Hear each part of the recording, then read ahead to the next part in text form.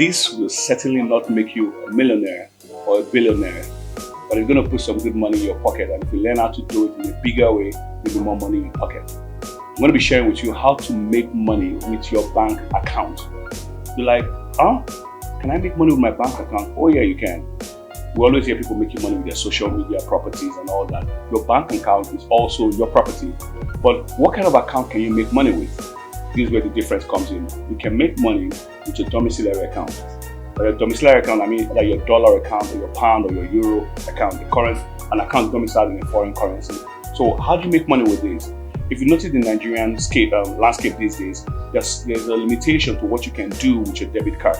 You can't make certain payments with your Naira debit card. You are capped at $20, some banks capped at $50, international payments. So you can only make certain payments with your dollar debit card. So those who have dollar debit card are able to process more payments, even from Nigeria, than others. And there are a lot of people who want to make payment for maybe things on AliExpress, on some foreign websites. So if you have that kind of card, you can make the payment and use the parallel market rate and put your commission on top and make money from them. You're solving their problem, and yet you're making money with it. All right, it's going to cost you some amount to get your dollar card, maybe $13, $15, depending on the bank, but you factor it as the cost of business. So you do something legitimate, you're helping people out, and you're making some money with your bank account. Hope this was helpful. See you in my next video.